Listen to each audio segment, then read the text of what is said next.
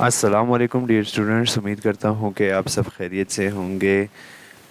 आज मैं आप लोग को चैप्टर नंबर 4 इंडेक्स नंबर जो है वो करवाने जा रहा हूँ। ठीक है, तो इस चैप्टर की आपकी बिल्कुल रिवीजन नहीं हुई तो आप लोगों ने गौर से देखना है और सुनना है और कंसंट्रेट जो है आपने फुली आपने अपने कंप्यूटर की तरफ या अपने मोबाइल फ़ोन की तरफ ही रखना है।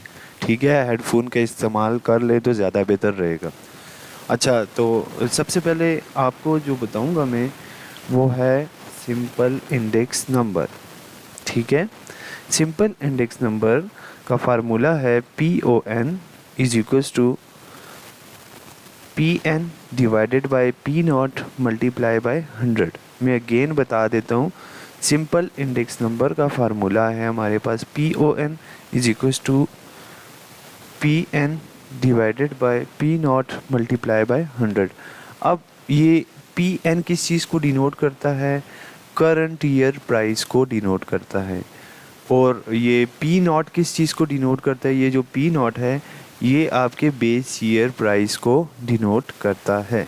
ठीक है, PN आपका मतलब जिस दिन भी N आ जाएगा वो आपका करंट ईयर होगा, और जहाँ पे ये नॉट आ जाएगा मतलब ज़ीरो आ जाएगा ये आपके बेस ईयर को डिनोट करेगा। तो अब मैं जाता हूँ प्रैक्टिकल क्वेश्चंस की तरफ। अच्छा जी, जाते हैं प्रैक्टिकल क्वेश्चन की तरफ। Yes, this is our practical question. देखिए यहाँ पे ये क्वेश्चन हमारे सामने जो है ये दिया हुआ है।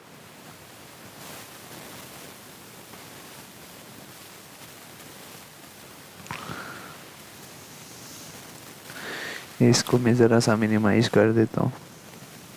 अच्छा जी, ये हमारे सामने जो है ये क्वेश्चन दिया हुआ है और इसमें से कह रहा है कि compute the index number by taking 130 as a base year. फिर सेकंड रिक्वायरमेंट है 135 एज अ बेस ईयर।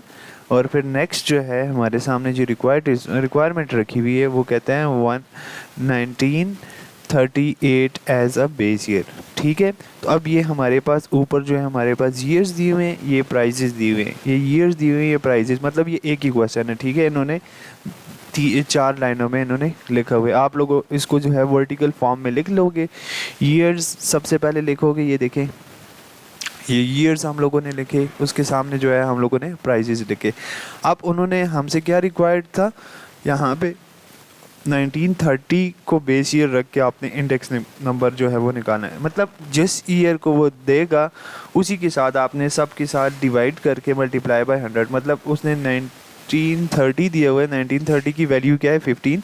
तो देखिए 15 डिवाइडेड बाई 15 मल्टीप्लाई बाय 100 तो ये आ गया। इसी तरह से 14 डिवाइडेड बाई 15 मल्टीप्लाई बाय 100 तो ये आ गया। इसी तरह से 19 डिवाइडेड बाई 15 मल्टीप्लाई बाय 100 किया तो ये आ गया। ठीक है, इसी तरह से 1935 के लिए, ठीक है 1935, यहाँ पे गलती से 45 लिखा हुआ है, 35 के लिए क्या होगा, यहाँ पे 35 लिखना चाहिए था, गलती से हो गया।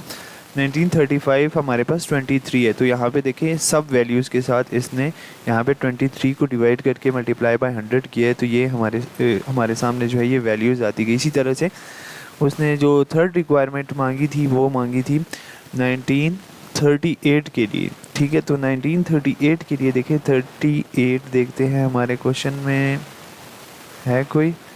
यस, ये नीचे तक गया हुआ है, यहाँ पे 37 नहीं होना चाहिए, 38 होना चाहिए। 38 हमारे पास 26 है। तो देखिए यहाँ पे इसने 38 के साथ जो है वो तमाम नहीं 26 के साथ तमाम वैल्यूज़ को जो है वो डिवाइड करके मल्टीप्लाई बाय 100 किए हुए। मतलब जो ईयर दिया जाए, जिस ईयर को as a base year consider किया जाए, उसी के साथ आपने तमाम वैल्यूज़ को डिवाइड करके मल्टीप्लाई बाय 100 करना है। तो इस तरीके से आपकी ये जो आंसर्स है ये सामने आते जाएंगे। ठीक है, उम्मीद करता हूँ कि इसकी आपको समझ आई होगी। अगर आपको समझ नहीं आई तो आप लोग वीडियो को रिवाइंड कर दें। अच्छा, अब ये जो नेक्स्ट क्वेश्चन है इसमें भी आप जो है वो सेम दिया हुआ है। अब इसमें 1980 जो दिया हुआ है, आपने 1980 की वैल्यू के साथ जो है तमाम वैल्यूज़ को डिवाइड करके मल्टीप्लाई बाय 100 कर देंगे तो आपके पास आ जाएगा। अब इसमें न्यू सिचुएशन क्या है, ये average of the first 4 year as a base year और average of the all 11 years, मतलब ये हमारे पास 11 साल हैं, तो इन सब का एवरेज लेके लेना है उसको आपने बेस ईयर। और कह रहा है कि पहले 4 सालों का, मतलब 1980, 1981, 1982, 1983। अब सबसे पहले 4 सालों का कैसे लेंगे, इन चारों वैल्यूज़ को ऐड करके, ये देखें ये सामने आपकी हुई हुई है, ठीक है, डिवाइडेड बाय 4 करेंगे तो ये हमारे पास 27 आ जाएगा, ठीक है। और कहते हैं कि average of the all 11 years, तो आपने इन तमाम वैल्यूज़ को, यहाँ तक आपने तमाम वैल्यूज़ को ऐड करके डिवाइडेड बाय 11 करेंगे तो हमारे सामने आंसर जो आएगा 37, ठीक है। तो अब 4 ईयर्स वाले के साथ हमारे पास 27 आया था, तो 27 के साथ सब वैल्यूज़ को डिवाइड करके मल्टीप्लाई बाय 100 करेंगे तो हमारे सामने ये देखिए आंसर्स आ रहे हैं, ठीक है। इसी तरह से एंड तक आपने करना है, ठीक है। नेक्स्ट पेज पे भी होगा इसी तरह से। आपका 11 ईयर्स वाला है, 11 ईयर्स वाले को कि हमारे सामने ये देखें 11 ईयर्स की जो वैल्यू आई है वो 37 आई है, तो 37 के साथ आपने तमाम वैल्यूज़ को डिवाइड करके मल्टीप्लाई बाय 100 कर देना है। तो इस तरीके से आप लोगों के पास जो है 11 ईयर्स का भी बेस ईयर को अगर हम लोग कंसिडर करें तो हमारे सामने जो है वो वैल्यूज़ आती जाएंगी। तो उम्मीद करता हूँ कि यहाँ तक आपको समझ आई होगी। अब यहाँ पे नेक्स्ट क्वेश्चन है, ये ज़रा वो हमारे पास सिंगल कमोडिटी वाला क्वेश्चन था, अब हमारे पास मल्टी कमोडिटीज़ वाला क्वेश्चन आ गया। मतलब ये कि अब इसमें हमारे सामने वीट भी है, वीट की प्राइजेस भी है, शुगर, टबैको एंड राइस की भी प्राइजेस हैं।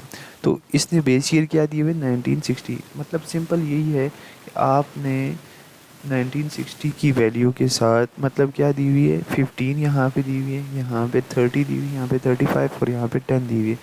तो आपने सब वैल्यूज़ को उसी की वैल्यू, मतलब 15 डिवाइड बाई 50 मल्टीप्लाई बाय 100, इसी तरह से 18 डिवाइडेड बाई 50 मल्टीप्लाई बाय 100, इसी तरह से 23 डिवाइडेड बाई 15 मल्टीप्लाई बाय 100 और 25 डिवाइड बाई 15 मल्टीप्लाई बाय 100। तो ये वैल्यूज़ आती जाएंगी, ठीक है।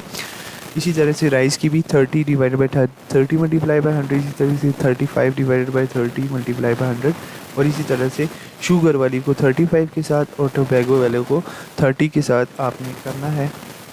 तो आपके पास आती जाएंगी ये वैल्यूज़ आपके पास आ जाएंगी। फिर आपने इसका टोटल लेना है, ठीक है, इसका टोटल लेना है, ये टोटल आपके पास ये आ जाएगा, ठीक है। अब देखिए आपके पास 4 कमोडिटीज़ हैं, एक sugar, wheat, rice, sugar and tobacco. ये जो टोटल आपके पास इस तरह से आ गया, तो आपने क्या करना है कि ये जो इंडेक्स नंबर आपका कैसे निकलेगा, आपके पास ये जो 4 है, ये जो आपके पास टोटल वैल्यूज़ है, ये इसको 4 के ऊपर डिवाइड कर देंगे। तो 4 इसलिए डिवाइड कर रहे हैं कि हमारे पास 4 कमोडिटीज़ हैं। अगर हमारे पास 3 होती तो हम लोग 3 के साथ डिवाइड करते, ठीक है। तो आप इसको इसके ऊपर डिवाइड कर देंगे, मल्टीप्लाई बाय 100 कर देंगे, तो आपकी नहीं, आपने इसको सिंपल मल्टीप्लाई बाय 100 नहीं करना, आपने ये जो वैल्यूज़ आई हैं इसको जो है 4 के ऊपर डिवाइड कर देना। तो आप डिवाइड करेंगे तो ये देखें 400 डिवाइड बाई 4 तो 400, इसी तरह से इसको भी डिवाइड करोगे तो ये आएगा। तो ये आपके पास ये फाइनल आंसर्स आ गए, ठीक है। तो उम्मीद करता हूँ कि आपको समझ आई होगी, ठीक है। अब इससे अगला जो क्वेश्चन है ये मैं आप लोगों को टास्क देता हूँ, ठीक है। मैं आप लोग ये पहले देख लें, मैं इसके बाद आप लोग को असाइनमेंट देता हूँ, आप लोगों ने फिर वो असाइनमेंट लिखनी है और कल की डेट में मुझे चेक करवानी होगी, ठीक है, लाजमी। और इस चैप्टर को गौर से समझना है, इसकी हमारी बिल्कुल भी रिवीजन नहीं हुई, और प्रीवियस जितने भी हमारे क्वेश्चंस हो चुके हैं उसको गौर से देखिएगा। तो आप ये लेक्चर लेके ओके का मुझे लिख दें, तब कि मैं आप लोगों को जो है फिर असाइनमेंट दे सकूं, ठीक है। ओके जी, अल्लाह हाफिज़।